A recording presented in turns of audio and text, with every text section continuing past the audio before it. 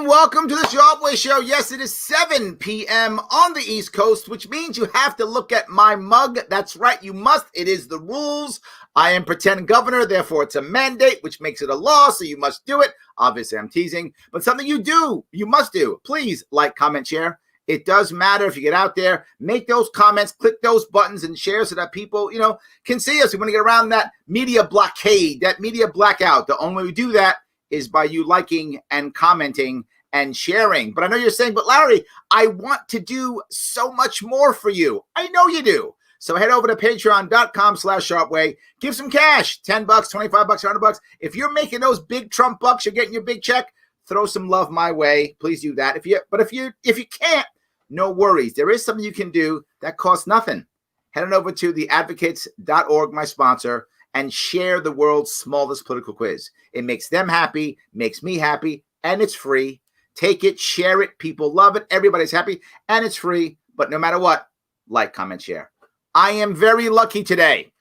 I have with me the man himself. He's a podcaster. He's a comedian. He's an activist. He's like all of the things. That's what he is. He is Robbie the Fire Bernstein. How are you, sir? Thank you for that warm welcome, and that intro song you had me pumped up. I'm like, we're gonna rave. I felt like I was ready to get brainwashed. It really primes you for this thing. It's very funny. Someone once said, Larry, I don't know about your song. It sounds like old techno. I said, you know how old I am, right? They were like, yeah. You know what it sounds like to me? Techno. There you go. It doesn't sound old to me. I'm in my 50s, man. That's like cool stuff to me. So anyway. It almost has like a Russian national anthem vibe to it a little bit. There we go. I'm hoping people don't think that, but that's okay. I'm all right with that. It's actually a band from Canada called Encephalon. And I was actually very good. I literally did pay the licensing fee to have the song. It's actually legal. YouTube can't shut me down. It isn't like I do that much, but I'm curious. Do you have any Jew in you? You sound like you got a little Jew in you. Are you from Brooklyn? You're like, maybe you could throw us some money, maybe a little money. I'm a New Yorker. It is in my blood, right? Don't forget, New York City is a very Jewish city. It's true. It is. I think about 1 in 7 New Yorkers is Jewish, 1 in 6 in that area. So it's a very large percentage. A big percentage of New York City is Jewish. So yes, I guess by default, perhaps I do. Maybe I'm a little bit Jewish. Hey, I got a question for you. I don't want to take over your show, but you take over my show. Thank you. You were running for governor of New York, so I'm assuming you're really in the know when it comes to New York politics.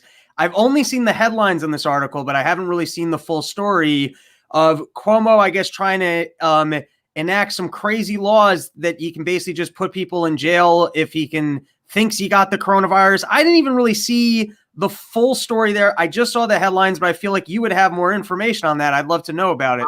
I do. Sadly, it's actually a law on detainment. See, not arrest. It's detaining. So yes, there's a law that a guy here in Brooklyn decided that, it's a good idea since we've tried to force the masks and that hasn't worked.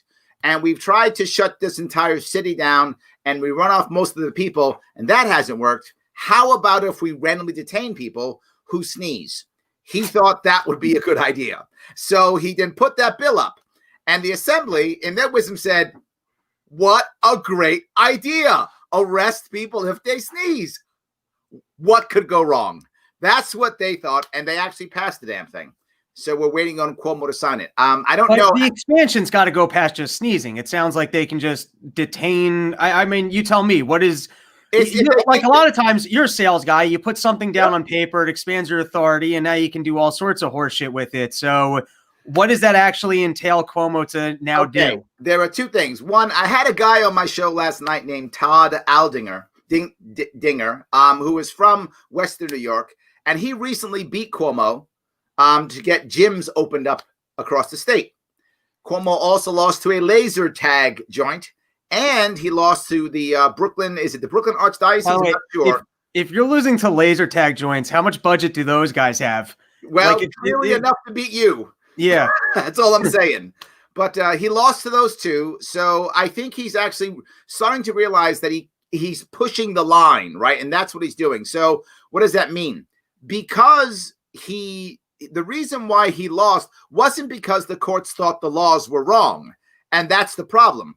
The courts simply agreed that he didn't have that authority, meaning the governor couldn't do it, right? That was the issue. So, of course, what does he do? Well, I'll have one of my lackeys now make it a law. So now I can do it. So that's what he's trying to achieve. He's trying to achieve something else, some other form of control. He has now basically been shown that he can't do the mandate thing. So he will now try to put it into law.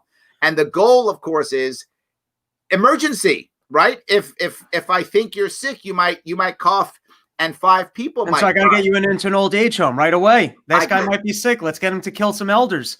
Well, I mean, that's where the detention center is going to be. He wrote a book on it, so I'm sure it's what could go again. And he got an Emmy. He got an Emmy in how to kill old people.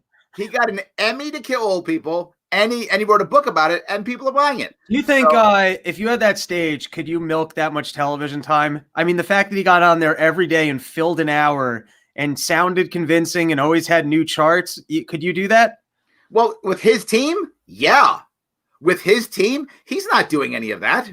He doesn't do any of that. He has a team of people. Their job taxes for. Look, if you're going to give me a script every day, I can do 6 hours a day. Was that scripted? Me for 6 hours. Yes, he's got a PowerPoint. You didn't see it?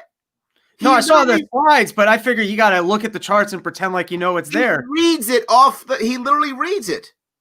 There, if you ever done, I'm a presenter for a living. It's what I do, right? Okay. So there's 2 screens in PowerPoint, and that's why he has 2 TV screens in front of him. One is the actual PowerPoint that we see, and the other one is notes that he can read his teleprompter. Oh, okay. So he's just reading the notes. If you give me the notes, I'll do 7 hours a day. I just got to read stuff. Yeah, I think you could too, Robbie. You know what I would love to do is if someone got those PowerPoints without the notes, and then I could just try and make it up based off the slides. Well, yeah, just say stuff. Yeah, here's all the people we killed yesterday. We're predicting that more people might die tomorrow, but we're going to try and kill a little bit less. But really, we don't know. So, but take a look at this chart now. But here is why you should accept me as your king, is basically what he's saying. Yeah. So this is why my royal bloodline is the valid bloodline, and you should accept me as. Does he have other than that slut daughter of his who's blowing all these NYPD? No, not NYPD. The state. Don't troopers. be mean. I do not mess with his daughters. I have daughters. Off limits. Don't mess with the daughters. I will hammer him all day. I leave his family alone. You didn't see that story though. It was such a funny story. No. But it's funny because of him. Okay, she gets this gorgeous, I'm going to say it's a state trooper, cop, whatever it is. It's on the security detail, and the guy's gorgeous. Way better looking than she is. She's okay, but he's like a 10. She's like a 6. So and he's in there, and it's obvious he's railing her out because it's just obvious. The guy's gorgeous. She wants it. We all know what's going on. It's quarantine times. So Cuomo takes him. And quarantine times, so we should all do hot troopers? Okay. Yeah. All right. You introduced me to some New Jersey state troopers. I'm open. So he ships him up to the border in Canada to get him away from his daughter. I don't know if you saw that news story. I didn't. Oh, I just thought that one was so funny. That was like straight out of an old movie with the king being like, I got to get these peasants away from my daughter. Yeah, but the bad part is if she loves him, she's going to find him. I mean, that's what kids do, right? They just go, right? So she's going to pack up and whatever, go to Canada, whatever. She'll be there. Live in the woods and guard the border. Whatever it takes to get her hot trooper. Does he have anything? Does he just have the daughter? Does he have any sons? I actually don't know. I know he has like 3 daughters or something like that. He has multiple daughters. So do you think when he retires, he hopes that one of them runs, like they just keep the governorship in the Cuomo family forever? He'll just install her. I mean, you forget something. New York State has no term limits. Right. So he can run 6-8 times. Who cares? He'll be governor for 40 years or whatever. And then when she's old enough, then he'll just say, here's why do governors get mansions? How come no one else gets mansions? Why is if you're a senator, they don't just hook you up with the mansion? No. But they do hook you up with the White House if you're president. So you get a mansion. The executives get the mansions. The rest of the people aren't cool enough for that. That's why. That's the reason. Gotta be cool. How nice is that governor's mansion? I don't know. Never been it. Don't know. I don't even know if I'd go to it. If I won the governorship, I actually said something, and I was serious when I said it. I said I would sell one of His Majesty's helicopters. He has multiple. Sell one of them and buy a bus. Buy a bus I could run the government out of, and then I would travel across the state for at least half of the year, because there's just simply no way I could move New York State if I wasn't close to the actual people, because I wouldn't have enough power in the assembly to get anything done without public pressure. So I would actually go around the state and run the government out of the state. You know what'd be funny is to turn the governor's mansion into a homeless shelter. Then you can get all the homeless people out of New York and really piss off whoever the next governor is. That would piss them off. That's true. But, you never know. If we get the right governor, maybe they might have some compassion. You never know. Let me grab some comments if I can. Sure, let's do it. I've self-mandated myself to watch Larry Sharpe. Thank you, Tim. That's the right way I want it to be. Yes, absolutely. Hey, it's liberal New York. You can self-identify if it works for you. Absolutely, yes. Recent events have revealed how many people rooted for the Capitol in the Hunger Games. That's true. That's a good call by this Brian Sutton guy. That, it was going down and people came out very pro-government. And it wasn't even much Hunger Games. They didn't eat any corpses. They didn't bring bow and arrows. They did not go that hard. They basically walked around. They toured around. They took the Capitol tour without waiting online. That's what they did. They took the Capitol tour without waiting online. That's not bad. I like that one. Have you ever been inside the Capitol building? It is pretty nice. I've never been. No. I got in there once, and it's beautiful. The artwork's incredible. It's really incredible. Well, there we go. Yeah. So I guess you are the king of the Caucs. There you go. Tell me what the king of the Caucs means. 40 Fs. He's getting it. Well, you're a marketing guy, and when I heard that they were running with the Mises Caucus, I'm like, that's the worst name ever. You know what? Let's call it the Me Caucs, and I'll be the king of the Caucs. And so I self-elected myself as the king of the movement. Even though, I have no right to have that title, but everyone's like, sure, he can be the king of the Caucs. So now I'm the king. I love it. I love it. Someone says you are a pretty damn good comedian. I'll take it. Thanks, Blast and Smash. He's blasting smash, and I'm sure he is. Speaking of that, I wanna, if I can, I'm gonna grab one of your videos from your website. I know you've recently put out some new content. I did. Tell me about the new content real fast before I put it aside. If you care, head on over to RobbieTheFire.com to check it out. Tell me a little bit about your new content. Yeah, so these have been tough times as a comic. I'm not getting up as regularly as normal, and so I took upon myself as a project. I realized I did I do a weekly podcast myself, and I was like, you know what? I'd like to go through this, see what the biggest topics of the year were, and kind of do a recap.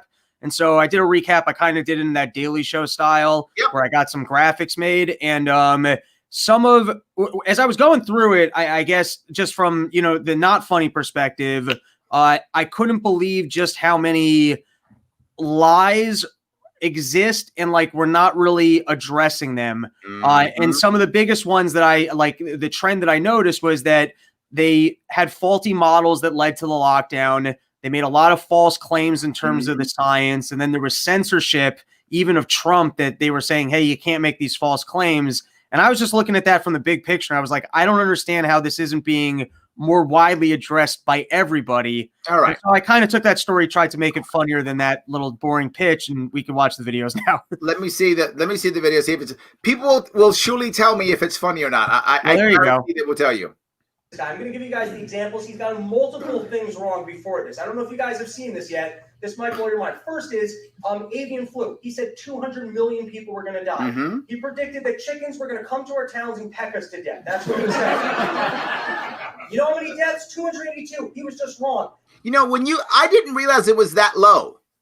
So the 282, I definitely did my research, but I'm talking off the top of my head. I believe I have that number right. It could be wrong.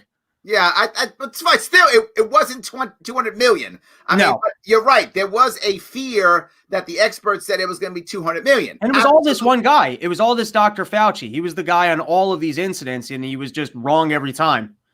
Then he said swine flu, 68,000 deaths, turned out to be 457. He was just wrong. Wow. Then he got all of England in stick about foot and mouth disease. And first I remember that. England, what do you care about foot and mouth disease? Mouths already look like feet. It shouldn't be a concern.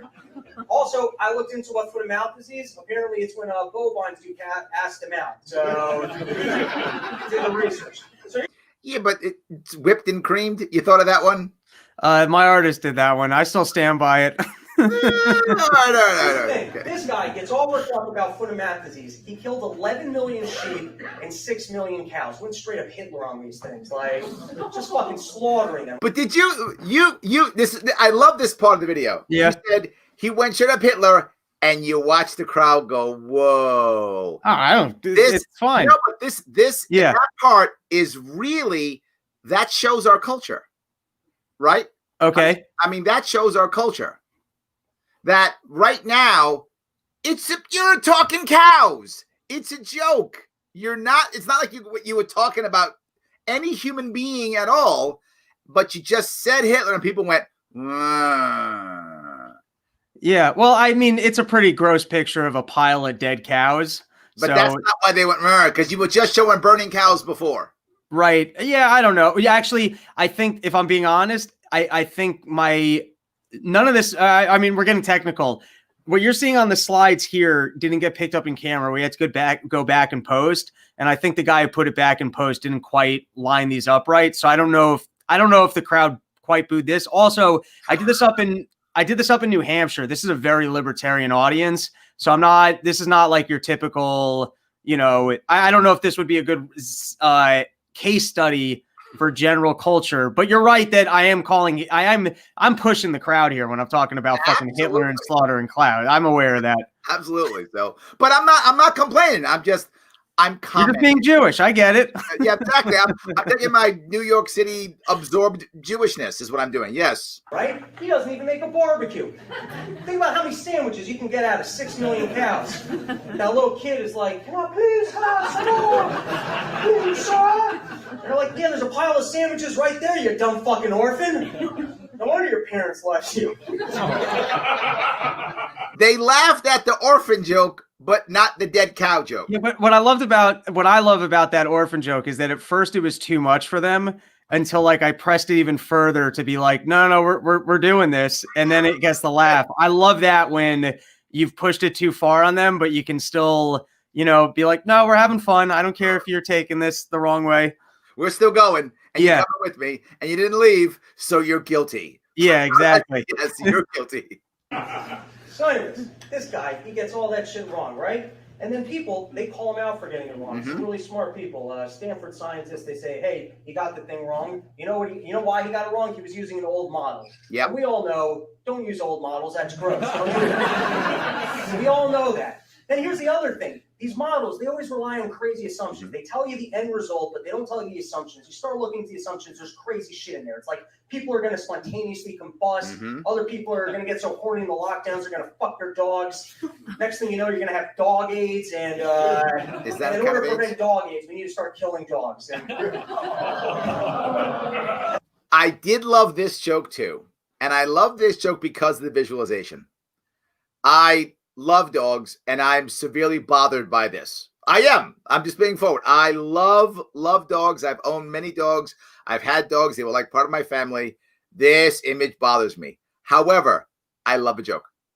Love pushing it. This is, I'm not going to blow it if anyone hasn't seen it, but this is exactly what I'm describing of I love when I push it too far, and then you got to turn it back. So here, everyone gets really upset, which really just proves the point I'm about to make, which is, I'll just say it, like, why would we care more about dogs than people? That you've ruined people's businesses. If you told me we were killing dogs, we would all question the scientists. Yes.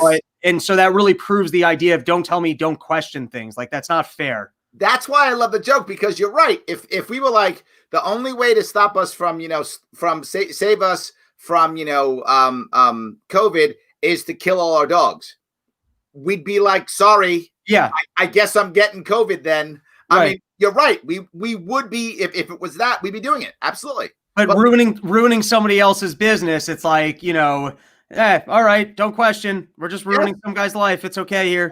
Or the literally 45% of the people who die in nursing homes, killing our elderly that we've locked away. I mean, some people take care of their elderly in nursing homes, but many don't.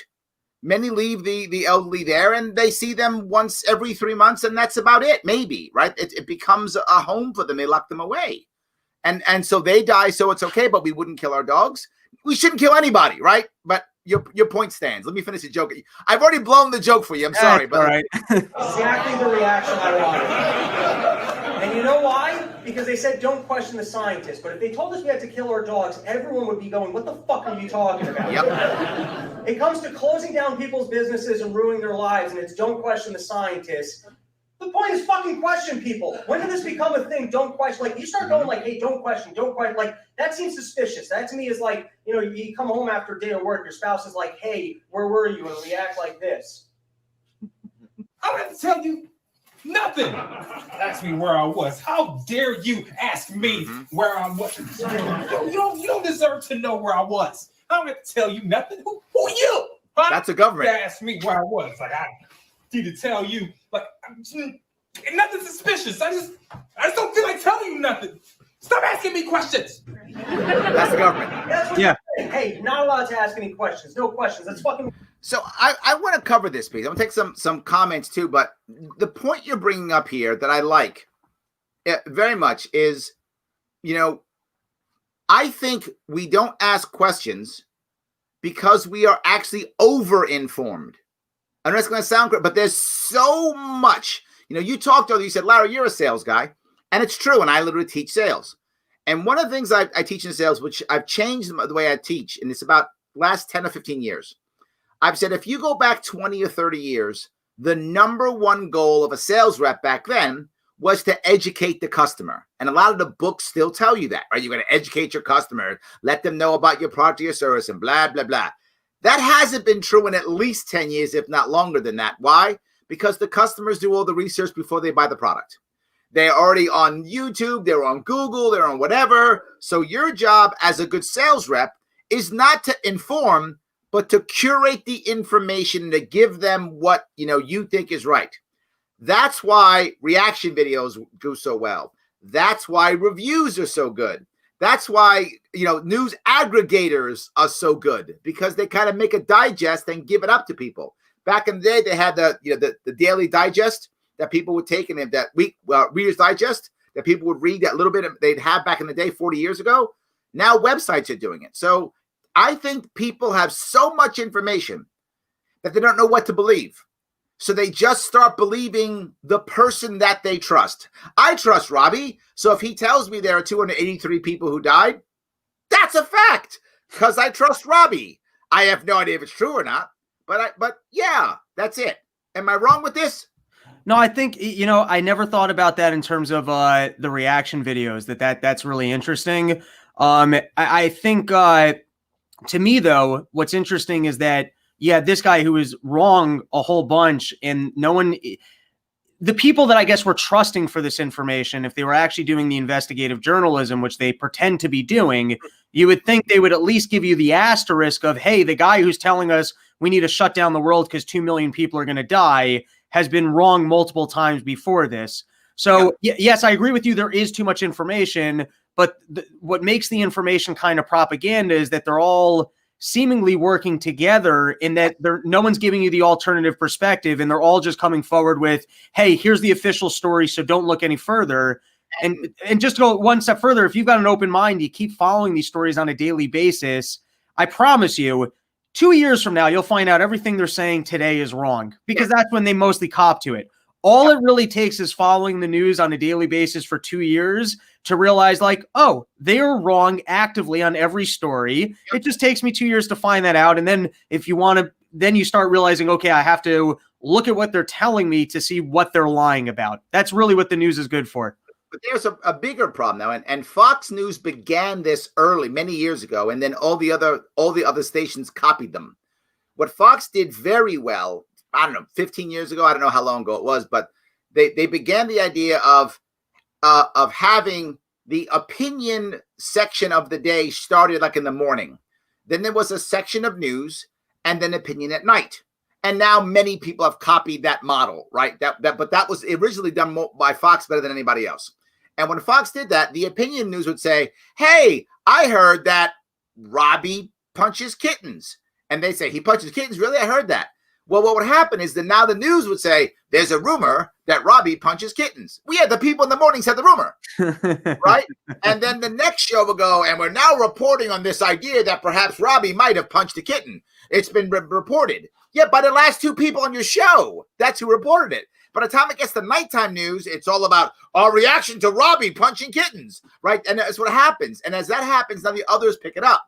Now, I'm not trying to blame Fox here. I'm saying they were the first ones to create that model. Now CNN, MSNBC all do the same model.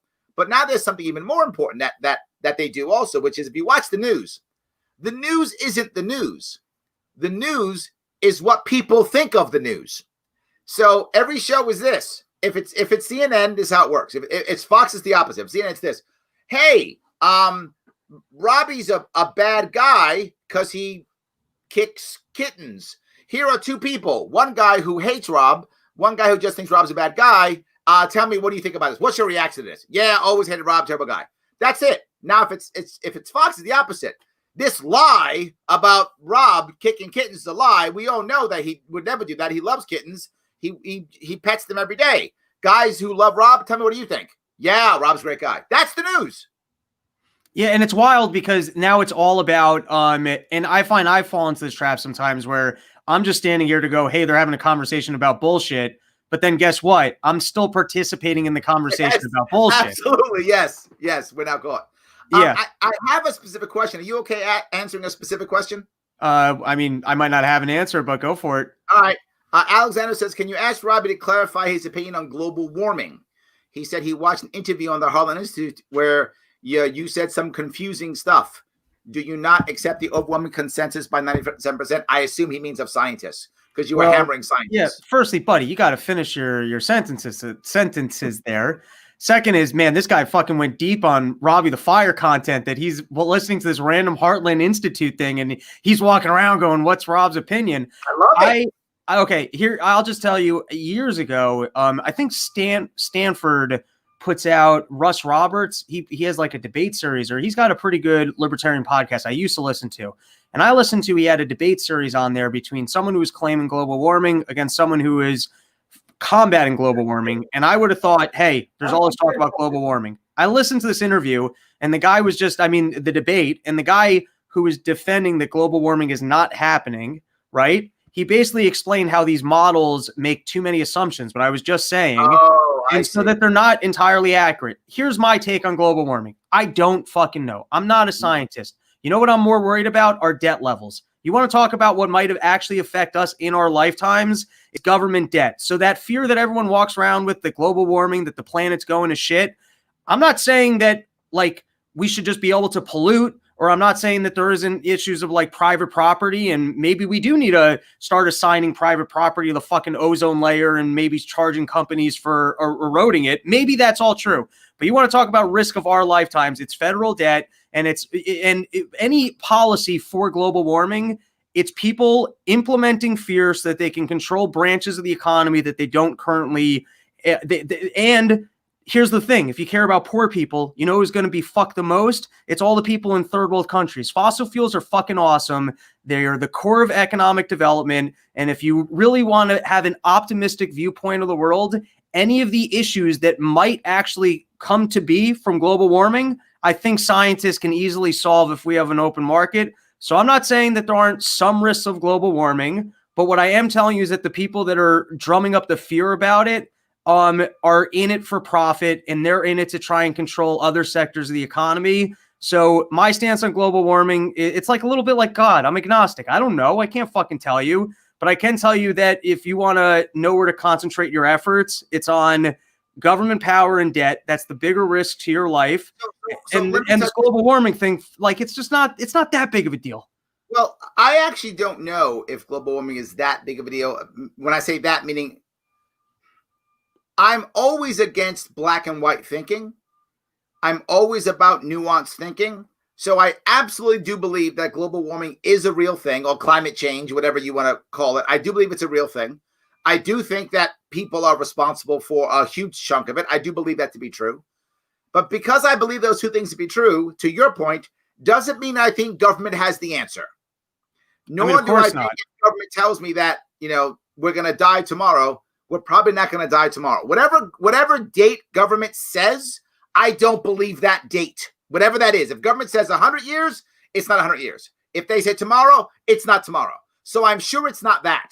So because government always makes errors constantly. So I don't believe whatever the government says on the timeline. But I do think we have to do something, and I think we can. And you see what's happening already. I'm all about the root, not about the branches.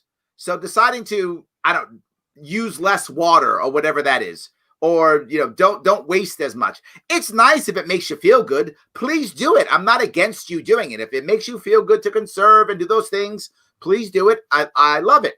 But it doesn't matter when the government wastes literally trillions of dollars. The biggest polluter on the planet is the United States military-industrial complex. Not even close, hands down, beats everybody else. It doesn't matter whether you recycle your plastic fork or not. But again, please, if you want to recycle your plastic fork, please do so. If it makes you feel good, go ahead. No worries. But they're actually trying to do things like, as an example, when it comes to non-pollution and global warming, the biggest issue is agriculture, right? Non-industrial is agriculture. So they're trying to create, believe it or not, maybe people know this, lab-grown meat.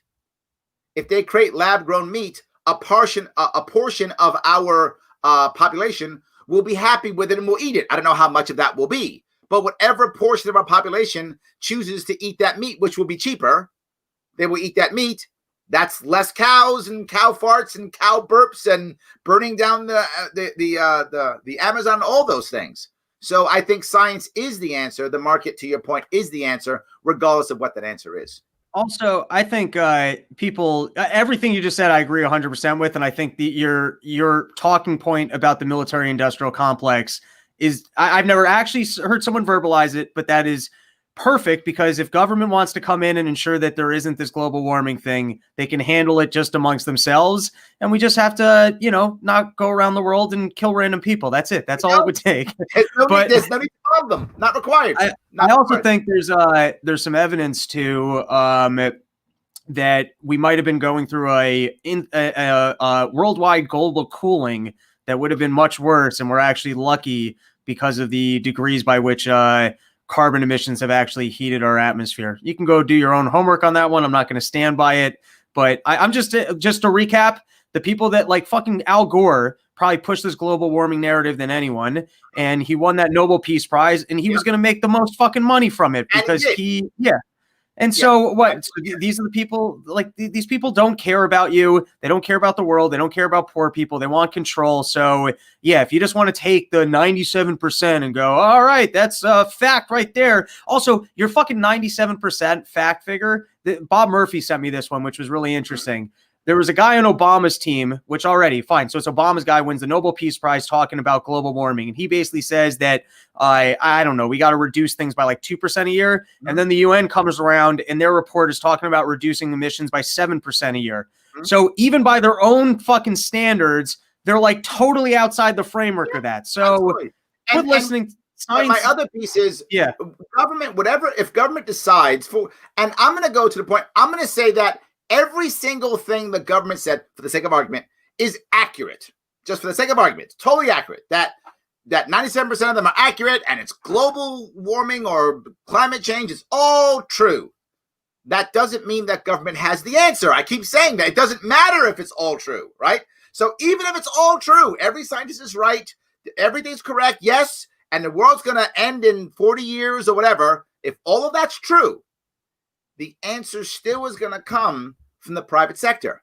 And if you decide that, well, we have to, reduce our carbon footprint by 7% or whatever the number is, that's not how it works. In reality, in business, in life, everything's a tipping point.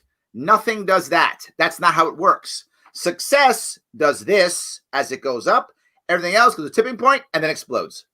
That's Malcolm Gladwell wrote a book on it. That's how it works. So what we have to do is keep moving in the science until we solve the problem. Boom, problem solved. There's an old saying in business. It took her 10 years to become an overnight success.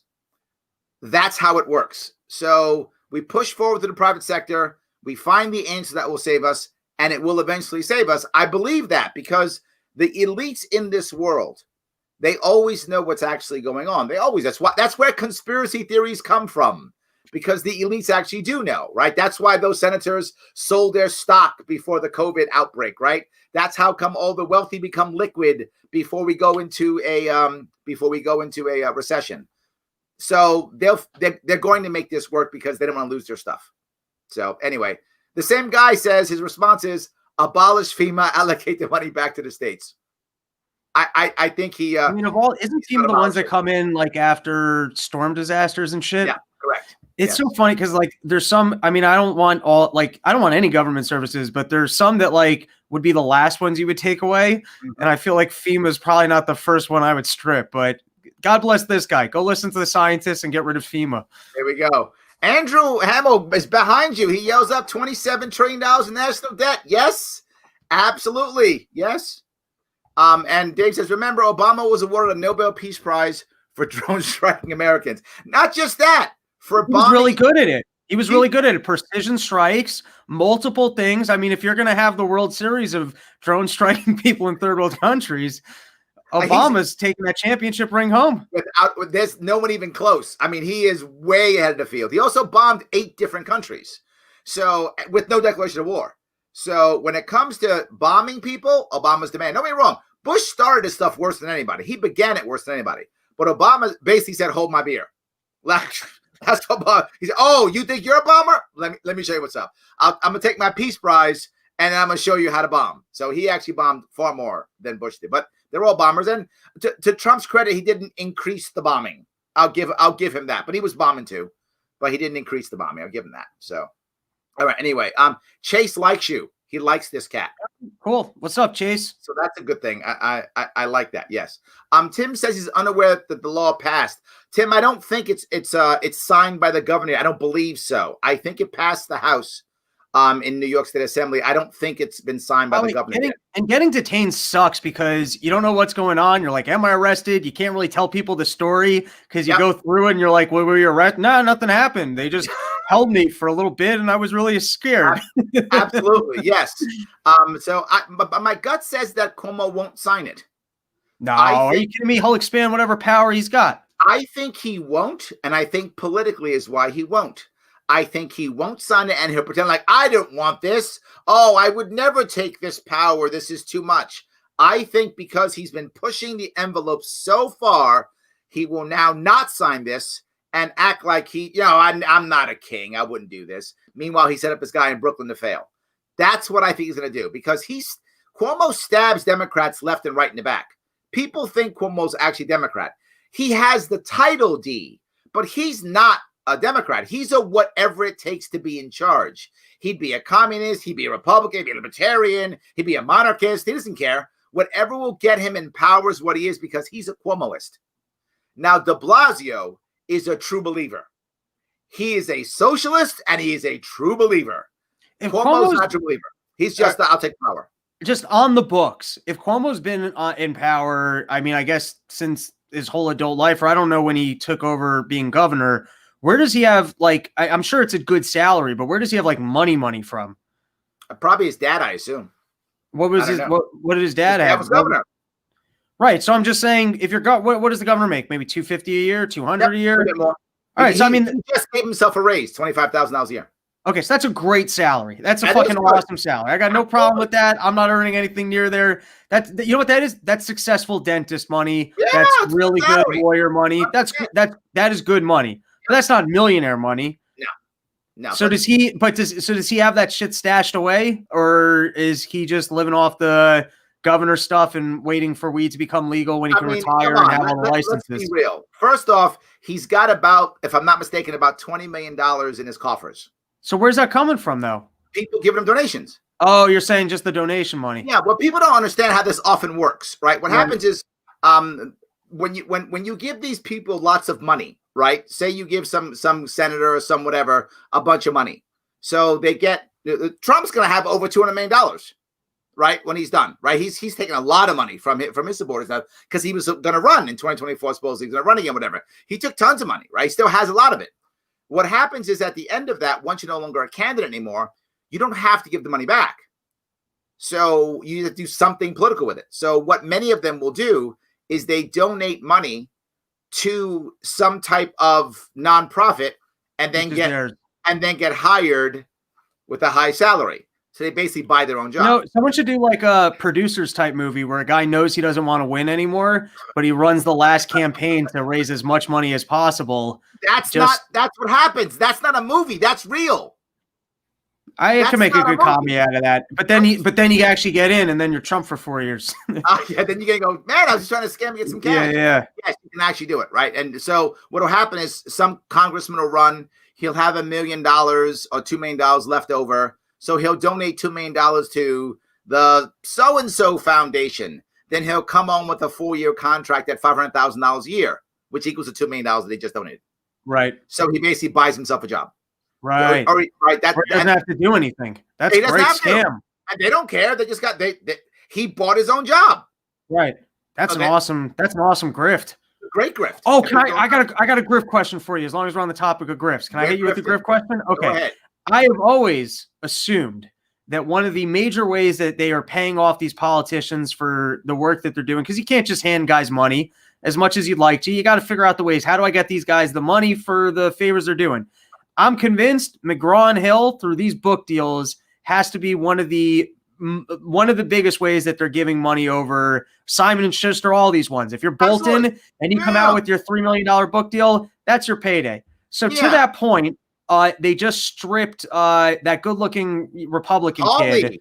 They stripped him of his book deal because he backed this Trump thing of, hey, we got to at least look into it. So I'm curious if you have any further evidence of my book bribery. Let me tell you how book deals work. Okay. So I go to Simon & Schuster and I say, I want you to publish my book. They go, great.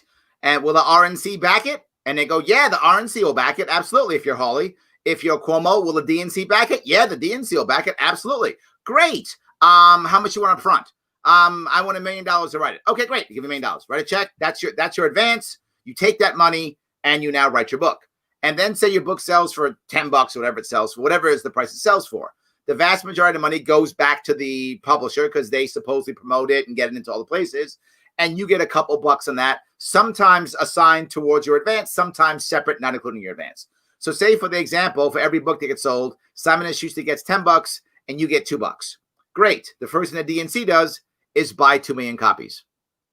The DNC buys 2 million copies. So the party is just buying it for, because I was always, so in other words, they just know up front, here's the amount of copies that your party's going to buy from you. Yes. And that's the way of the party essentially buying your loyalty. Whatever. So like when you're Robert Gates and you leave office and I see that book in every Costco and nobody's reading it, that was the way that the deep state managed to get you your payday for whatever war things you signed off on. 100%. So if the DNC or some PAC, right, a PAC can buy it too. So a PAC buys 2 million books and you get $2 per book. That's $4 million you just got. Right. And it's a much easier play than trying to just hand you money. Absolutely. And they don't hand you money. They bought the books and they'll give the books out at all the events and blah, blah. They'll use it for marketing too. Right. They'll use it's a legitimate marketing expense for them because they use your book for marketing. So it's a legitimate marketing expense and a way of laundering money right back to you. So you got $1 million off of in advance and $4 million from the DNC or RNC buying the books, and that you made your cash. Simon & Schuster gets a bigger chunk than you, so they're happy to run this scam. Right. They don't get they take some books back. So what? They don't care. They lose some money on some books. They got paid $8 million by the DNC. They don't care. Whatever. We'll lose $1 million on books. Like you look at Obama. I mean, I think he got a $25 million book deal, or he got some crazy book deal. Now it happens to be Obama. I get the investment because I actually think Michelle moves enough books that maybe it makes it back. Where some of these other characters, Bolton, no one read Bolton's book. No one in the entire country. When Timothy Geithner put out his book Stress Test, no one fucking read Stress Test. There was like more of that ended up like being used for toilet paper than a single person. Like a guy needed a tissue and sneezed into it in Costco. That was the best usage those books got. Don't ever underestimate how people can legally launder money. Right. The reason why the government is so angry at people in drug war laundering it because it's stealing their ideas. Right. That's the reason why. So Netflix gave Obama also the major payday because he's supposed to be producing content. that people were saying that was over the net neutrality thing. I don't know if that's true. And then Al Gore got the big cable. They gave him what became Al Jazeera Network. They literally just handed him a cable channel. Yeah, I'm always fascinated by how they're actually bribing these guys. It happens all the time. It is the norm. It is the norm. But it happens in business too. I mean, it's the way of the world, right? It's always the way of the world. Anyway, Judy says he has 3 daughters. See, so someone's paying attention. That's how many daughters Cuomo has. I knew he had more than daughter. He had a couple. He has 3 daughters. So I'm sure whichever one of them wants to be governor, he will install her in, I don't know, after he's run 6 times or whatever is his number. Unless there was somebody who could run to beat him. There you go. I mean, if there was somebody, then maybe, but that's all I'm saying. Yes. And JR wants me to run again. Thank you, JR. I will announce, as I always say, in the summer, if I'm going to do it, I will be announcing. Is it this summer that it ramps up, or I don't know the actual cycle here? The election cycle will be 2022, but for me to have any chance at actually winning, it's going to be an 18-month campaign. Right? It'll be that long for me to have any chance of victory. So I would need to start running next summer. This summer coming up.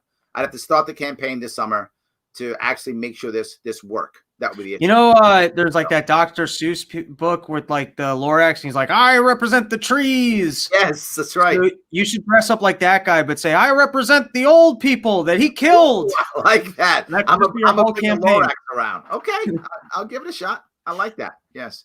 Alexander likes this. Hopefully Larry would make an all-electric 100% energy powered bus. I don't have a problem with electric vehicles at all. I think they're wonderful. I like them. The problem is most electricity is still, caused by fossil fuels. So while, again, if you want to buy an electric car, please buy one. Good for you if it makes you feel good. I'm not against people virtue signaling as long as they don't force me. If it makes you feel good to show how woke you are to buy an electric car, please do it. I think it's amazing. Do whatever makes you feel good. I really don't have a problem with it. My issue is we have to find a way to make the energy that's not from fossil fuels, which we have a way already. It's called nuclear energy.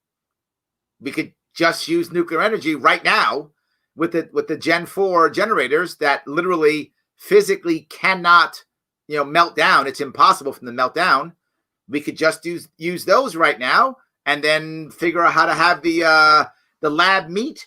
And these are all voluntary things that people can choose. The government doesn't have to run it. If you still want to have a regular cow, eat the regular cow. If you want to eat the lab meat, go on with your bad self. You want to buy an electric car? Go on ahead. We'll have nuclear power and it won't matter. So I'm really about creating an environment to where people can choose what they want to do. That's the most important thing to me. And I think we can create environments to make that happen. Absolutely. So, all right. So anyway, I have a few more I want to grab here if I can. Let's see. What are the odds on Domino's surviving the pandemic? Well-known fact, if Domino goes down, Robbie starves to death. Is that true, Rob? Yeah, Domino's going to be fine because they're cheap. So, you just need 4 friends to throw in a couple bucks. You can get yourself a pie from Domino's. The only thing that might go wrong for Domino's is if it goes so bad and people realize, like, man, they got a lot of food in Domino's. They're serving this shit for cheap. If I go in there, I could be stealing dough. I could be stealing all the vegetables you need. I could be making my own pies. So it depends on how bad the pandemic gets. If it's just like depression and people are still buying shit, Domino's profits are going through the roof. Yeah. The only problem you might have is that they're slinging so much pizza, they're starting to skimp on your cheese a little bit because they don't have enough cheese to go around. You know what I mean? They got to start rationing, and all of a sudden your pizza's not as good. But let's be honest, you're going to be so poor, you're not going to be able to afford other pizza. So I guess that's it. Domino's will be fine. That's a good point. Jimmy brings up a point. He says, Larry, you called it. Didn't you say you weren't worried about who would win or lose, but concerned about what the losing side would do? Yes, I literally said that no matter what happens, there is going to be sporadic violence. I told everybody that. I said it multiple times. And you, as general rule, people ignored me. And what are we finding? Sporadic violence. Now, all of a sudden, both sides don't like cops all of a sudden. Right? Because now we're having sporadic violence on both sides. So, of course, it didn't matter. There was going to be sporadic violence. Of course, the side that wins now love cops. What happened to defund the police? That's out the window. Now cops are great all of a sudden. All of a sudden, New York City, they love cops. All of a sudden, Cuomo loves cops. They're the best in the world all of a sudden. How'd that happen? They took away $1 billion this summer from the police force in New York City, and now, oh, cops are the greatest things in the world. Yeah, all the election did was whoever won the election now loves the state because they are the state. And then the other people who aren't the state now hate the state, right? That's just how it works. But yes, that was my worry. Look, this is one of the reasons why I talked yesterday and the day before about this. And it's a little bit off topic, but I hope I won't drive you too crazy, Robbie. I actually said back when the BLM riots were happening in the summer, I said the violence was wrong. I said it then. But I also said something else which made people so angry. I said I have empathy for them, right? I get why they're upset. They're sitting locked down for 3 months without job. The lockdown is the fault. That's the problem for all of this, right? They were locked down back then for 3 months with nothing to do. Some guy goes, let's go outside and burn down the Walmart. Yeah, that's what they did because they were sitting in there, stuck, lost with nothing. George Floyd dies. People are worried. We go out and do stuff. I felt for them. I did. It wasn't right, but I had empathy. And people said, yeah, you're too soft on the left. That's what they all told me. Oh, you love the BLM. No, I just felt empathy for people who were desperate, who did desperate things. So now when the right does it, guess what? I still have empathy for them, right? It's a different environment, obviously, but the emotion in their own heads is the same. They felt like, I'm locked in my house for 9 months. I got to go do something. No one's helping me, but no one's hearing me.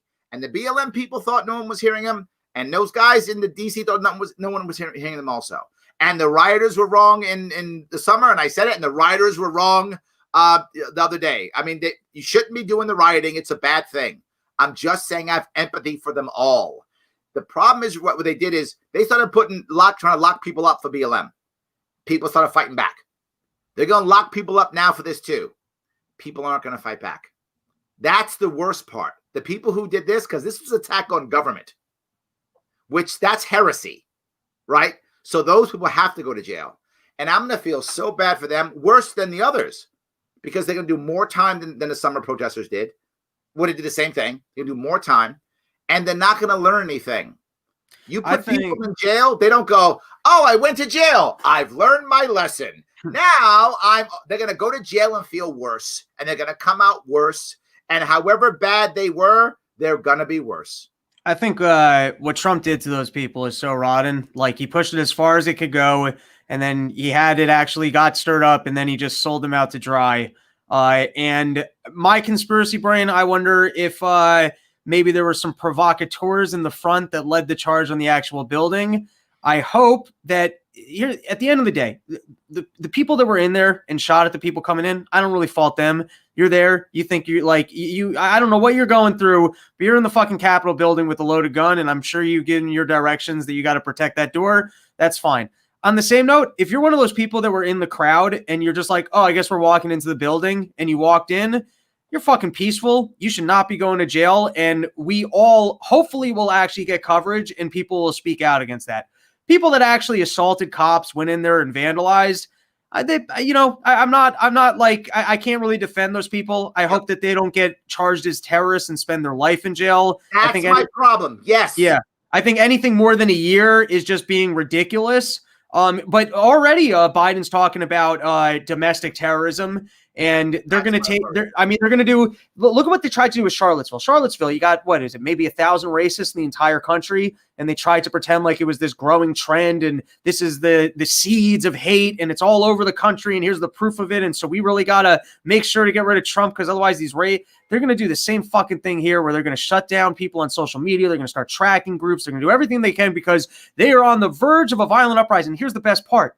This is proof of the fact that there is no fucking violent uprising. You got them to the point where you stripped them, you lied to them, they congregated, they walked into a building, and guess what they did? Fucking nothing. They walked around and for the most part looked at paintings. Is there fear of a violent uprising? No, because when push comes to shove, these people are actually not looking for violent uprising. They're not looking to take down the country. This is sporadic violence. Yes. People talk about civil war. I said, there's no civil war. That's not going to happen. But there's going to be, and still, sporadic violence isn't done. It's still going to be happening. And you know when it'll begin to stop? When the lockdown ends. When the lockdowns end and people have to start getting back to normal, the sporadic violence will begin to go down. And that might seem silly, but no, for most people who are part of either BLM or part of the Trump supporters, for most of these people, to your point, I think there's always agitators in each group. I think that's true. But the average person just feels a sense of community and belonging and purpose. And that's why they're doing these things. They don't go away until you give them another community, purpose, belonging, provide something else for them. My pitch to the Trump supporters who now feel like the world's ending is please don't give up. Either get Trump to regroup and do something, in the future, whatever, if you think Trump is your guy. If you don't think Trump is your guy, find another guy to follow in the Republican Party if you're a Republican, but stay involved, or you can become libertarian. I am happy to have you in my party. It's lp.org. Head on over there or check your local state party, but stay involved either way. The thing I don't want is them to check out. If they check out, they are more susceptible to somebody saying, hey, let's go burn something down. Let's go hurt somebody. If you check out, you're open to that. I don't want you to be open to that. I want your head to say, no, I have a way of fighting back that is productive. I have a way of doing something that's productive. And by the way, lp.org is one way. I would hope you would choose that one. I'm clearly biased. But that's fine.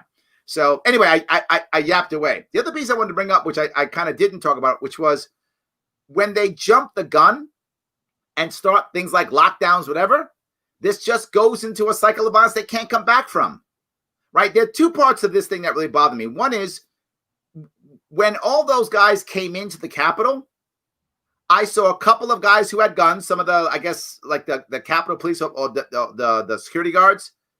I didn't see one congressman do anything. Not one. What do you mean? Oh, you mean to try and prevent it or? Nothing.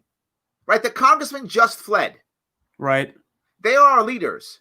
That part to me bothered me.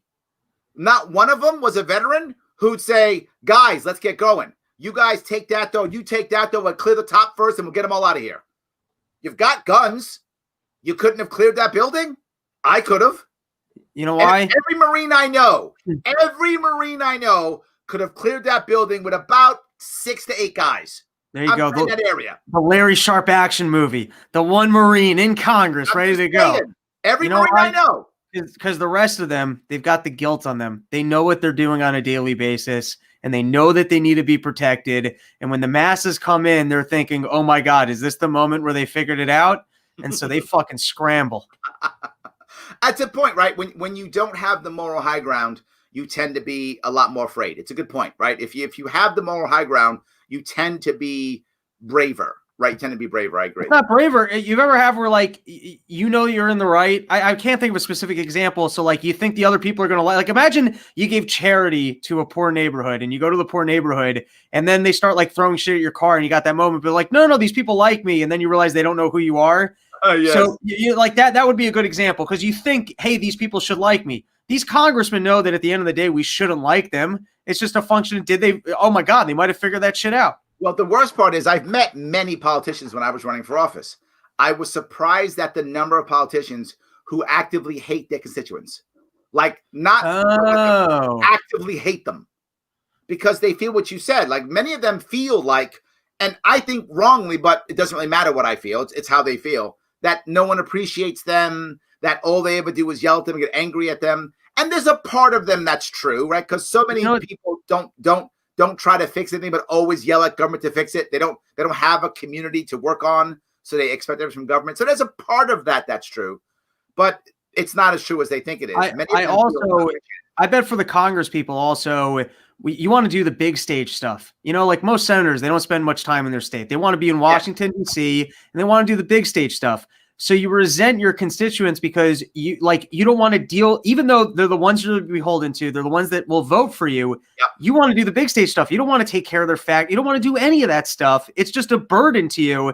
So you're like, fuck, I got to go do my actual job for these people. You still say it's not what you want to do. It's not what you got into it for. Absolutely. So someone asks, hey, Larry, Aaron asks, have you done an interview with Dave Smith? I've been on this show twice. Just put on Larry Sharpe, Dave Smith, Google. You should find that I was on a Part of the Problem twice. So yes, absolutely. Once was last year and once maybe 2 years ago in that area. So yeah, I have been in the show a couple times. And the funny part is we used to share the same studio and we didn't do shows together. Dave's tough. Yeah. And we didn't share the same ones, but yeah. But yes, I have. Absolutely. So let me keep going if I can. Oh, the last one to bring up. Oh my God. They're going to put all these people in jail and they're going to start banning people on Twitter and Facebook and all these things. And it's literally going to reinforce all the bad things that the right already thinks about the left. The right already thinks the left is about cancel culture and blah, blah, blah. And now they're going to actually do it. So the actions the left will take is going to reinforce all the bad things the right thinks about the left. At one point, you got to put your hand out and say, can we just stop fighting? And no one's doing that. No one's doing that. So Steven says, do you think that Twitter and Facebook are coming for libertarians next? Well, they already did. They booted. They booted the Inner Circle from Facebook, and that's a private inner group. No racist activity going on there. We were fucking booted. So yeah, they're trying to get rid of everybody. Yes, absolutely. So Chase thinks you're a comedian. You're supposed to push the limits. See that? You see, this is funny. This is, I guess, my Jew critical brain. I was like, did I not push the limits? Like, why are you criticizing me? You were taking that as a compliment. I was like, why is this guy taking issue with me? No, I'm like, it's good. You're supposed to. Absolutely. I didn't think it was a bad thing at all. Let me put on real fast. I'm gonna grab one more. When you're talking about Chris Cuomo, can I bring that one up real fast? Oh yeah. That one's a little shorter than the other one too. Yeah. I am not a fan, by the way, of Chris Cuomo, but that's okay. I still watch him sometimes. When you do what I do, you kind of have to. Has hit a new level of lying. The story I'd like to showcase for you is, I don't know if you remember when this guy got coronavirus. I remember that. Coronavirus. Yep. At one point, he decides he quarantines in his basement. He comes out of his basement and he tapes this thing like it's the fucking moon landing. Like. I remember when he got it, he was like doing it and he was all like looking sick and looking everything. And he'd go online. He would still go on TV and be like, I got it. It's killing me. I remember that. Yes, he was. Yeah. He was definitely milking it. And the thing that bothered me about it is other people who got COVID just went away and they came back, 2 weeks later or whatever it was. And then they explained, hey, this is what happened to me. Some people had it real bad. Some didn't. Some just lost sense of smell. Some had just stayed and watched TV for 2 weeks and had no symptoms at all. He was like milking every day of it. I got to tell you, and we're going to see, it was early into the coronavirus when they were still trying to say, hey, this thing's going to be a disaster. Everyone needs to take it seriously. Him and one of the ladies at CNN got it, that hot chick. I forgot her name. I don't think they really had it. I think they get marching orders. Really? Yeah. I really don't think he had it. You're a conspiracy guy. It's fine.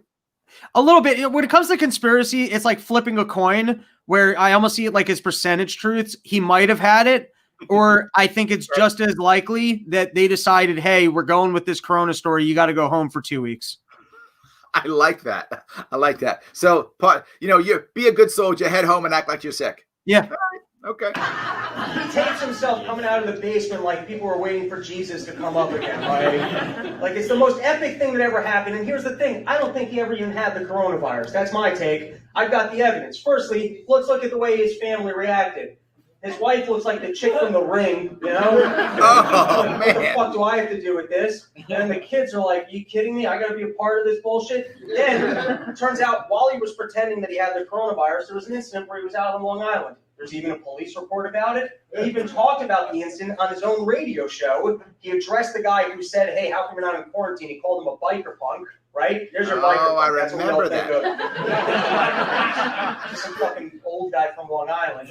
Then he was on the news every single day. I've never looked that good in my entire life.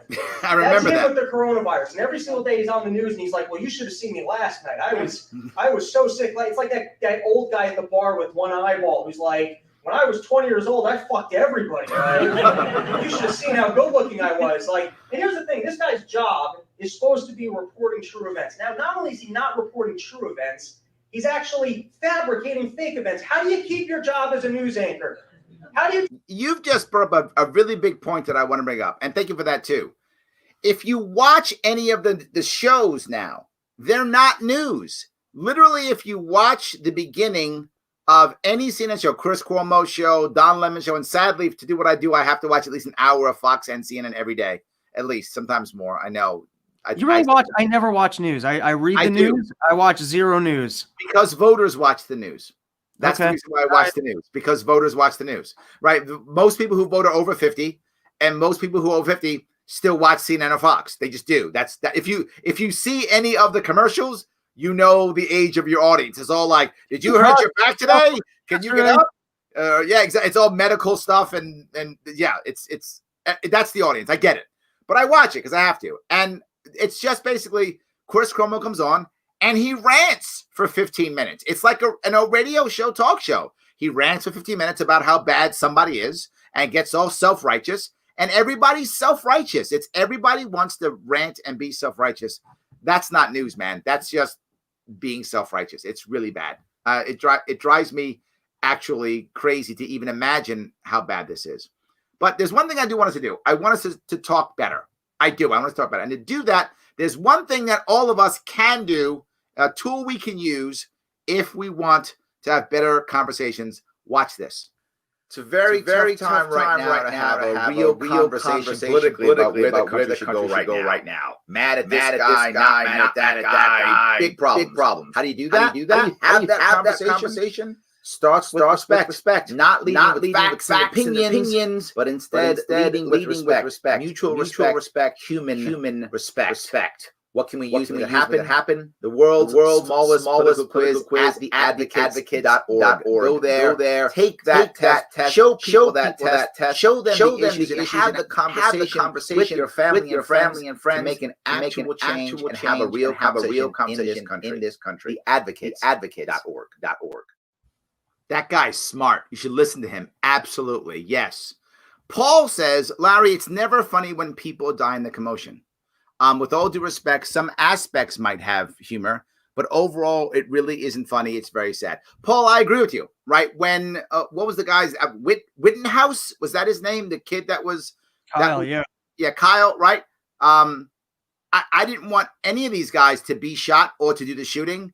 I had empathy for all of them. People got mad at me when I said, that guy shouldn't have been killed, that he didn't deserve to die. And be like, oh, it was a good shooting and blah, blah, blah. I'm not saying it that the guy who pulled the trigger didn't think he was doing the right thing. To your point about the cop in the Capitol, that cop might have thought he was doing the right thing. It doesn't mean the guys in the summer who died deserve to die, and it doesn't mean the young lady who died in the Capitol deserved to die, or that cop who was hit deserved to die. It doesn't mean any of them deserve to die. None of them deserve to die, and I wish we didn't have the situation. And this whole thing doesn't happen. None of this happens if there's no lockdown.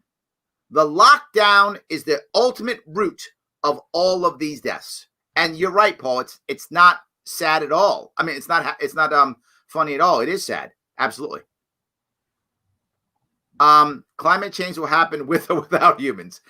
Yeah, but I'd like it to happen in a way that doesn't kill us, William, whatever that is, right?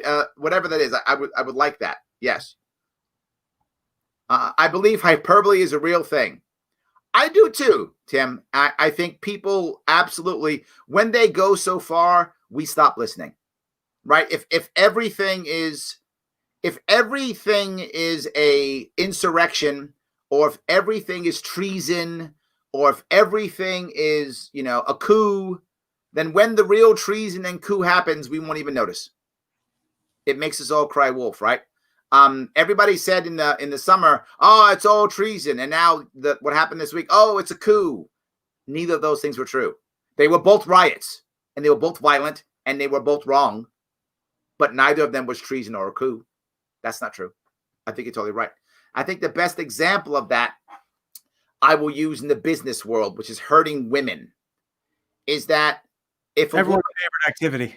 Well, please don't. But if women are harassed, people say they were assaulted. That's a problem. There is a big difference between being harassed and being sexually assaulted.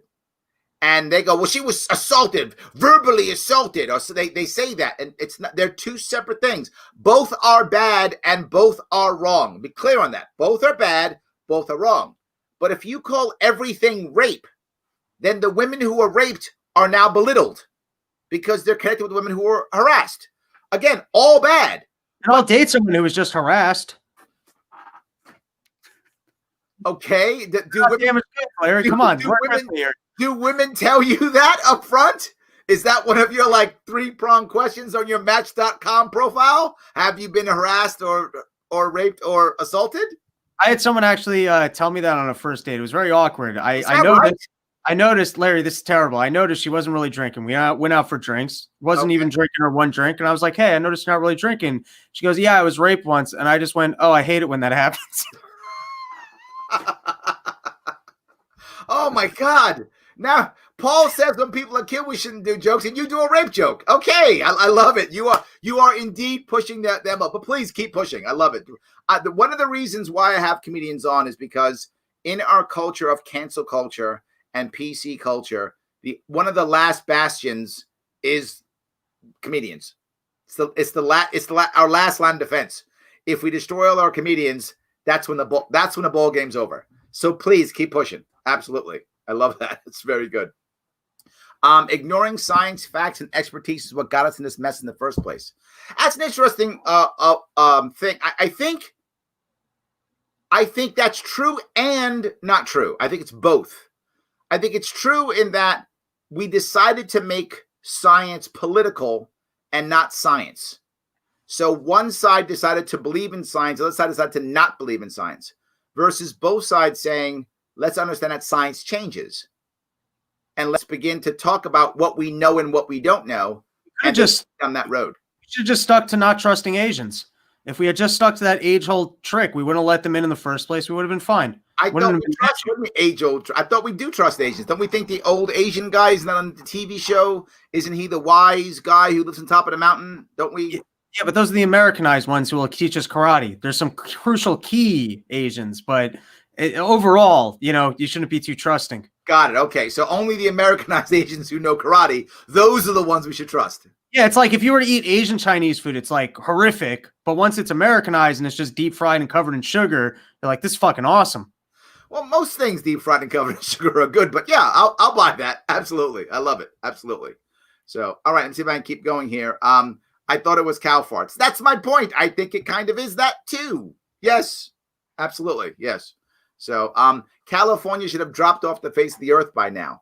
Wasn't that a thing? Yeah, with the fault line. It was supposed to keep I don't really hear about earthquakes in California as much. Do they take care of that?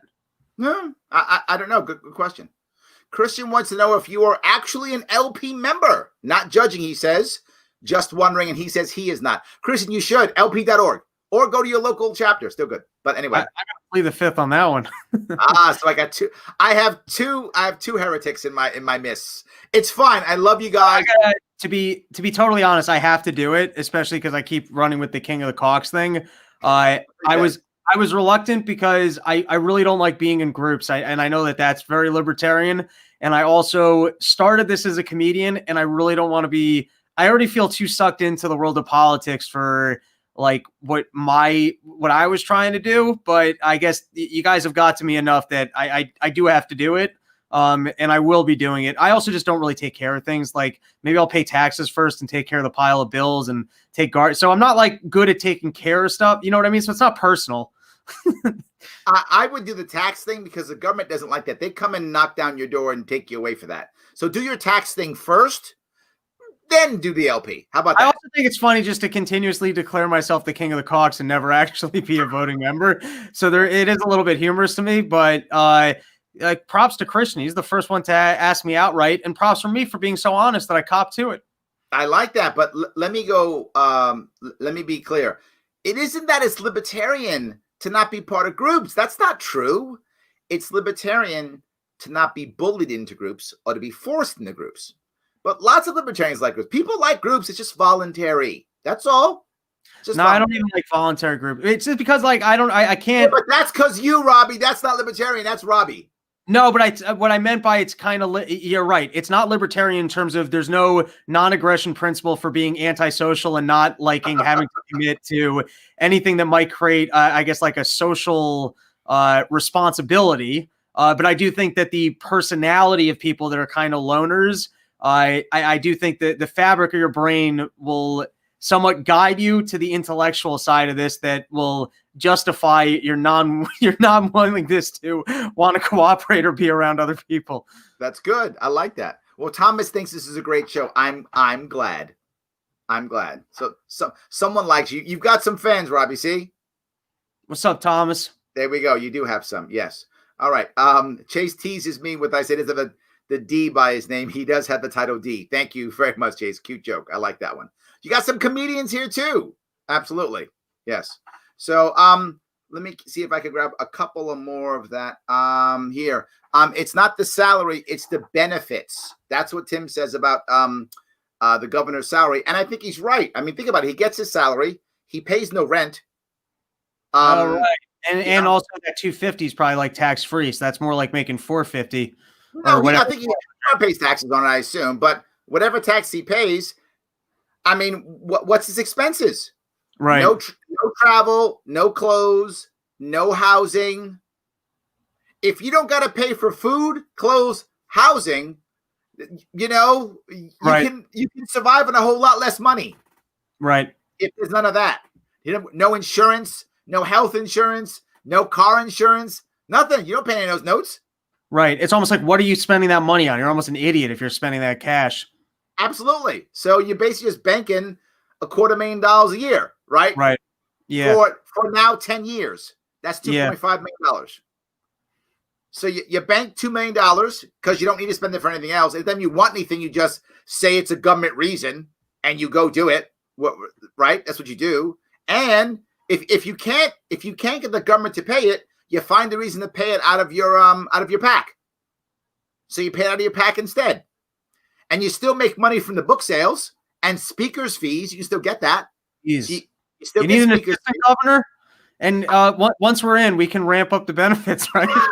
There we go. Exactly. Yes, we'll do that. Tim's right. I mean, that's really the thing, right? I mean, imagine you do it for 10 years. At 12 years, you put $2 million in your pocket, plus you get speaking fees, plus book deals. I mean, come on. Clinton used to get $100,000 to speak once.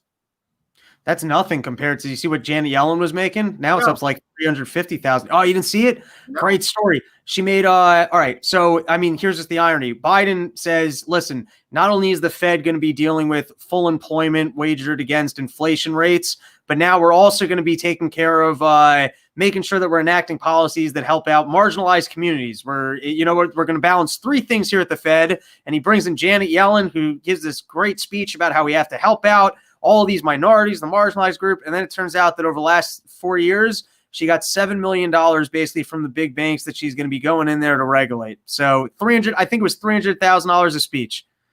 See, she has no worries at all. I love that. I mean, that I wish I got paid that much to speak. That'd be awesome. That'd be awesome. I would do one speech a year. And by the way, after the first 10 minutes, I'd be like, all right, that's $30,000. That's all I need. Later, guys. That's good. Aaron, she missed me. Thank you, Aaron. I'm glad you're watching it. By the way, if you guys want to help me make some of that money, heading over to patreon.com. Do that. Help me make some of that cash. And for those of you, some people ask, Larry, can I help support your campaign? You can if you want to. Please go ahead if you want to. I still use that money across the state. That's over at LarrySharpe.com. That is separate from Sharpe Way. I don't want to go to jail, so I keep these two things separate, right? But if you want to support the show, please go over to patreon.com/SharpeWay and throw me some cash so we can keep this thing going. I am trying to keep this thing going tremendously. It is very, very tough.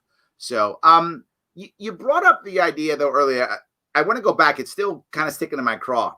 You brought up the idea of, Trump kind of bailing on his people at the end. I feel like a lot of people really were taken advantage of, but not just by him. I think if you go back to some of the same thing, I was telling people, and again, people got mad at me for this. I said, not everyone understands what BLM, the organization, actually is. There absolutely people do. There are people who know exactly what BLM is and exactly what organization that it is. And there are those who are on the sidelines who don't know and just think, oh, is this the anti-Trump thing? Or is this the I don't want to feel guilty thing? Is this the woke thing? I'll give money to it.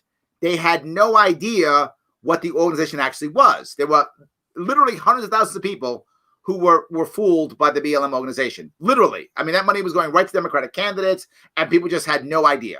Now, again, that's not everybody. I'm saying there was a huge chunk of people. I think a bunch of people who were down there for the Trump rally and such, I think a lot of them also didn't think that Trump would back out.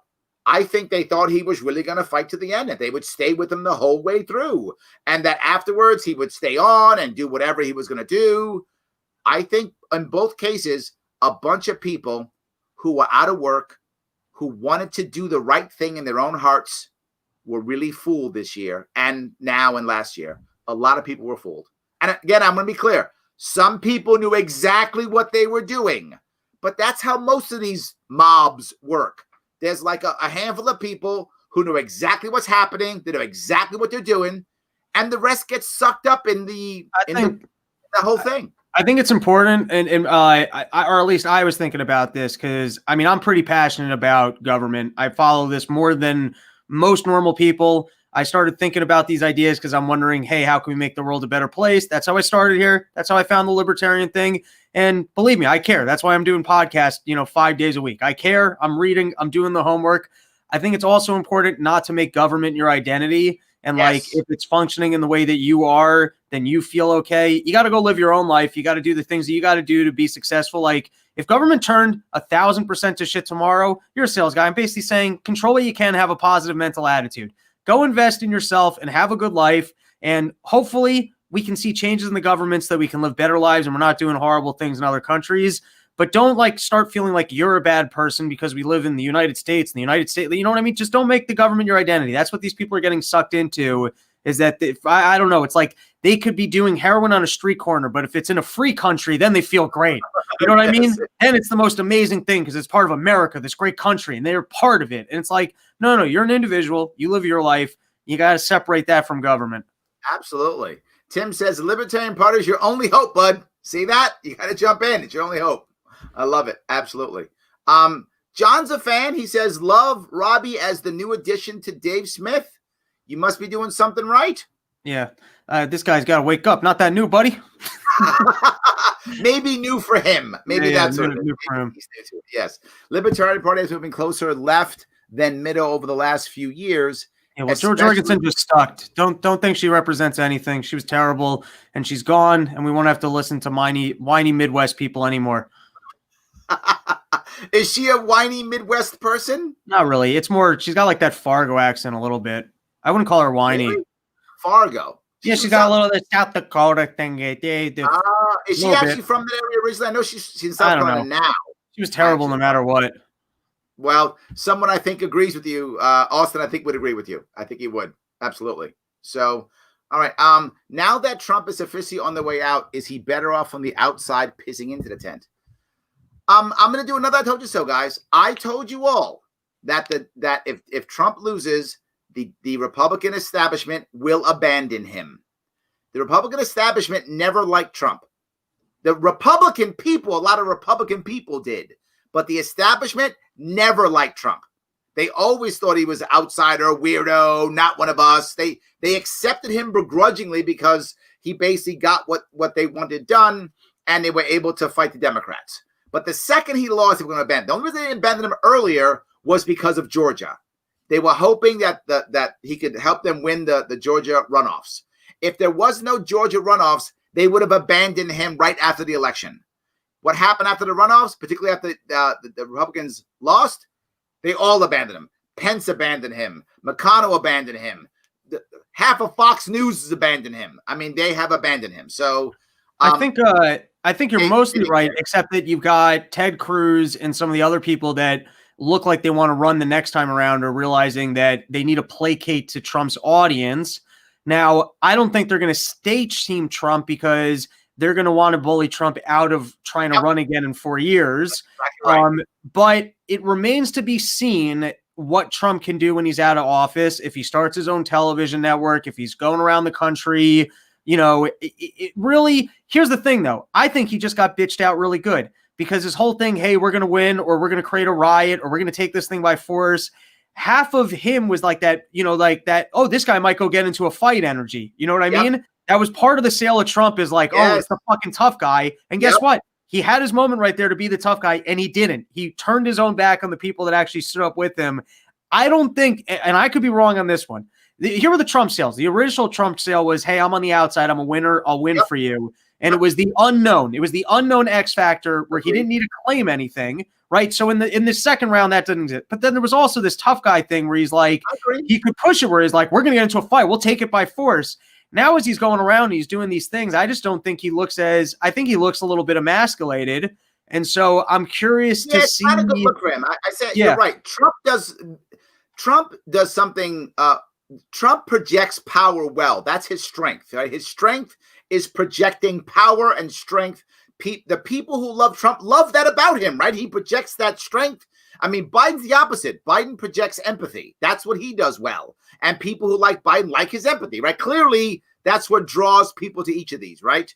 Or you hate one or the other, right? Or you just vote for Biden because you hate Trump, or you vote for Trump because you hate Biden. But generally speaking, they're drawn from that. And when Trump doesn't project power, you're right. He looks very bad. He should have kept projecting power. And once he stops, I think you're right. He's in trouble. And the issue is a lot of people, not establishment, but a lot of Republicans still support Trump. But you've got, three chunks, I think, of Republican. One who support Trump only because they hate Democrats, right? That's one chunk. I don't know how big that chunk is. For sake of argument, 30%. They're going to walk away from Trump now. They're like, okay, we need another guy to fight the Democrats. There's another chunk that just are scared Democrats and like, you know what, he'll do. I think a lot of those people are going to walk away also. The only people who are going to stay are those who actually really supported Trump. Some of them will feel betrayed. Some of them will leave, but he's going to keep that small core. What I think is that small piece isn't enough. It's not enough for him to be really impactful coming up here because of one reason. The establishment, as you said, is going to push him out. And a guy like Ted Cruz is not going to say Trump is awesome. Cruz is going to say something like, I'm the next Trump. He's not going to want to share the spotlight with Trump. He's going to try to steal it from him. I also wonder if they somewhat break convention, which is usually when the last guy leaves, the new guy comes in and they don't prosecute you. They look the other way, and that's kind of professional courtesy. Now, Trump is different because you can almost look at him like, the way political prisoners exist in other countries. They want to get rid of Trump, and they wanted to, when he was in power, they tried to do everything they could to get him in trouble and get him out of there. And they couldn't because I guess, being president, he was able to apply some leverage and some people stuck with him. It will be interesting to see because they will try and exert whatever pressure they can to make him go back into doing real estate and never venturing into politics again. Now, he might be strong enough that, he gets on the news and he's able to continue to fight his fight, say this was stolen, and I'm going to come back and represent you. I just don't think he can continue selling that forever. But I think that's also why you find social media also jumping on board trying to crush him. Yeah. And I think it's going to work. I mean, if you are a Trump supporter, I'm not trying to be negative. I'm just trying to be realistic here. I think big tech is going to go against Trump. And if he loses the presidency, he loses that bully pulpit. If he loses social media, he loses that bully pulpit too. Difficult for him to stay top of mind when the establishment is going to actively be trying to push him out, right? They're going to try to push him out and he loses that. It's tough. Look, to be forward, if anybody could stay relevant, it's Trump, right? If anybody can. I just think that's a hill that I'm not even sure he could climb it. I'm not sure that he could climb that hill either. That's all I'm saying. I think I'm kind of with you. I think this may be the end for him. It's possible. We'll see though, right? Stephanie says, Larry, you're my political Dalai Lama. Thank you. Thank you, Stephanie. I appreciate that. Absolutely. All right. So let me, if I could, never let a crisis go to waste. Yes, Salty Kraken, you are correct. Let me ask you, before we wrap this up, Robbie, anything you want to bring up? Anything you want to talk about before we wrap this up? Ooh, you're giving me the platform? The Sharpe Way platform? Anything? Man, I feel like what the hell's been on my mind? There's been a bunch of shit. You only got one. What? I know. You only got one. Oh, dude. I don't know. I feel like we covered a lot of it. I'm really just curious to see. I'm really curious to see how much authoritarianism is coming our way as the left has the House, Congress, and Senate, and how much they're going to try and push green energy and basically just wealth distribution to give more to minority groups, which won't really even help them. So I'm just curious to see how much they actually exert their power. And I'm curious to see what Trump does on the outside. Yeah. I'll give you my opinion on my call. And I've been wrong before, but I'm usually right. The left is going to collapse into a civil war. They're not going to be very effective at all. Interesting. It's already there. I see it. The left is going to collapse to a civil war. And the right is also going to collapse to a civil war. There's basically two parts of the left right now, the Bernie AOC side and the Biden side. People say, the right has said Biden, they try to paint him as a socialist. He's not. Biden is the most get-along guy there is. He will be whatever you want. What do I have to think to be elected? What do I believe in? I've always believed that. What do I like? I've always liked that. That's Biden. He will do whatever they tell him to do. He just wants to be in power. He has a legacy. He wants to make sure. He's run for president 3 times. He finally won. He's going to try his best to make America do something good. Whatever that thing is, it'll be his legacy. Like Obama had Obamacare. Biden's going to want something, whatever that thing is, right? He's going to go for that, and he's done. I don't think he's going to try to push anything else. He's going to try to placate the socialists in the party. I will worry for socialism is whoever follows Biden. That's my view. But they're already pulling stupid shit. Like Nancy Pelosi enacted the Senate reform laws that include that you're not allowed to use gender terms. Did you see that one? Yes. It's like, so you have to forget Biden. There's the House and Congress and Senate that are going to sit there and just every single way that they can try and impose this, not like this, the PC culture upon us. They are to be forward. Yeah, you're right. But that doesn't actually affect us. And that just makes us angry. That's nothing but bad. That keeps us divided. If they decide to call everybody they, them versus him, her in the Congress, how the hell does it affect us? It affects us when I take a job and it's mandated by law that I got to take one of these whatever courses, the female empowerment of America courses or the understanding. Already happening, brother, without being mandated. That's already happening. But I do diversity training. There you go. So I get it. Already happening, brother. Oh my God. It doesn't matter whether Nancy Pelosi wants to do it or not. It's irrelevant. That's a cultural shift already happening. Right, I've been telling people that the country's been going left for the last 10 years, and people don't listen to me. I see it in my city. I see it. That's what happening. Well, the best thing that can happen for us is that once one party divides, the other party will divide. Because like it's a natural, you know what I mean? It's like a yin and yang, because now that creates the best pathway for us to become much bigger because So the best thing that could possibly happen to us is that both parties split.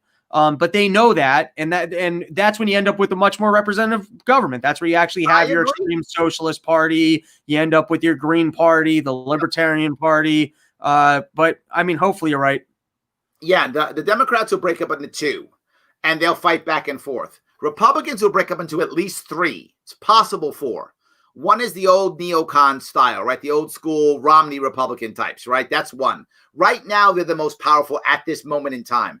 I don't think that's going to last, because when people don't know what Republican they are, they fall back to the safety of Romney, right? So right now, because they're scared, most of them are falling back to Romney because they're scared.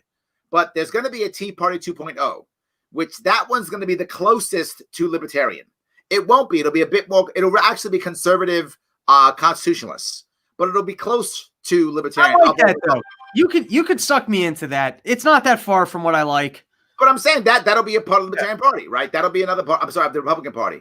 Another part's going to be the populist Trump Party. The question is, does that break off, and do guys like Ted Cruz try to suck it off and become the new leader or not? If they try that, even that'll break up into 2 more.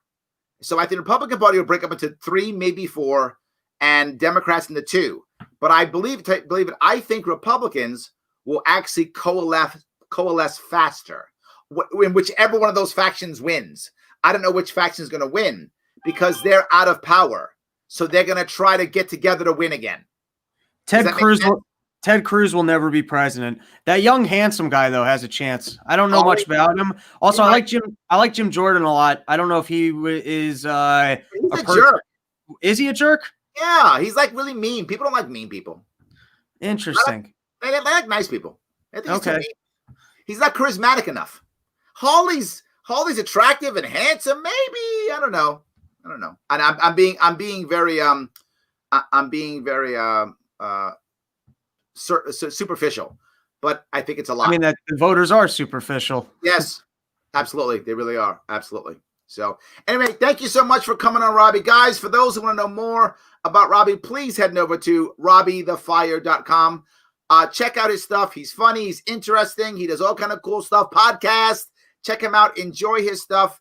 I hope you guys had a lot of fun. Please, of course, like, comment, and share this with all your friends so that we can make tons and tons and tons of impact in this world. Thank you guys so much for watching me tonight. Have a great weekend. I will see you all